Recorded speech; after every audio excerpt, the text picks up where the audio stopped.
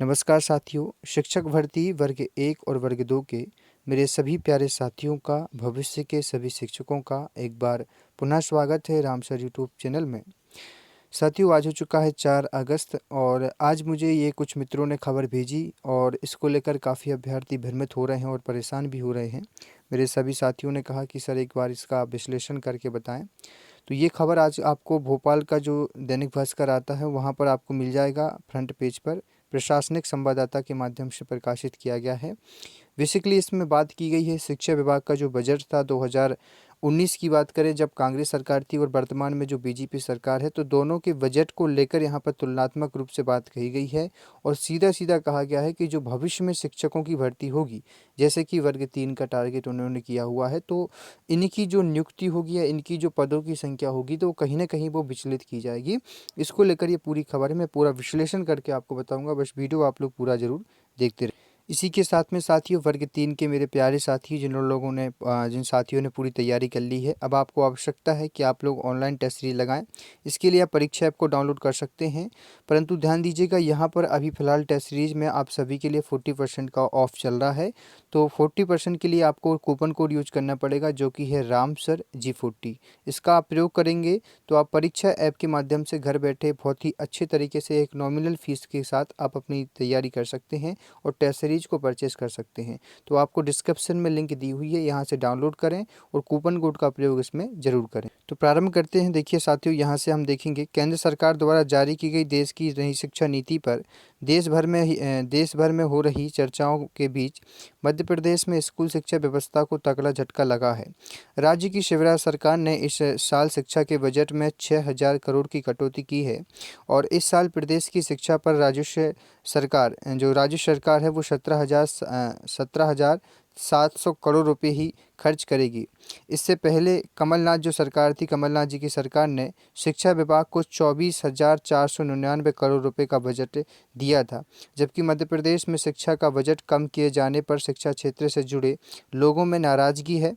हालांकि सरकार ने इसके पीछे कोरोना महामारी का तर्क दिया हुआ है, जिसके कारण राजस्व में कमी है। और आगे देखें, कमलनाथ सरकार द्वारा वर्ष 2019 और 20 में शिक्षा का बजट 24,499 करोड़ तय किया गया था, लेकिन शिवराज सरकार ने शिक्षा बजट में 6,000 करोड़ रुपए से ज़्यादा की कटौती कर दी है और अभी 17,702 करोड़ रुपए मध्य प्रदेश शिक्षा बजट में तय किया गया है। स्कूल शिक्षा विभाग से संबंधित सभी संस्थानों के बजटों में कमी की गई है और ज़्यादातर कटौती अधोसंरचना विकास से जुड़ी मदों में की गई है। माना जा रहा है कि इस वर्ष सरकार स्कूलों से संबंधित निर्माण कार्य और अधोसंरचना विकास से नए कार्यों को रोकेगी और बजट कटौती होने से मध्य प्रदेश में शिक्षकों की भर्ती अटक सकती है। इधर केंद्र सरकार जीडीपी का 6%, ध्यान दीजिएगा, जीडीपी का ग्रोस डोमेस्टिक प्रोडक्ट के जो होता है अपना सकल घरेलू उत्पाद का 6% शिक्षा पर खर्च करने की घोषणा कर चुकी है। पहले ही यह करीब 4% था। बच्चों को बेहतर गुणवत्ता युक्त शिक्षा देने के लिए और अधोसंरचना निर्माण के लिए बजट में बढ़ोतरी की गई है, लेकिन मध्य प्रदेश की स्थिति ठीक इससे उलट गई है।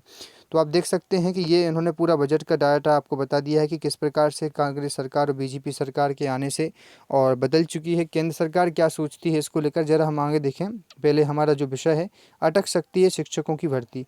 मध्य प्रदेश में शिक्षा का बजट कम किए जाने के बाद शिक्षकों की भर्ती पर ग्रहण जो है लग सकता है।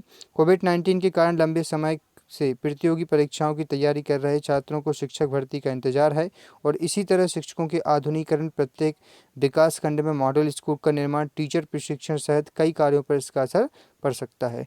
तो बेसिकली इन्होंने जो बताया है ये 2020 और 21 के बजट में प्रस्तुत किया जाएगा। बात को सुनिएगा आप साथियों।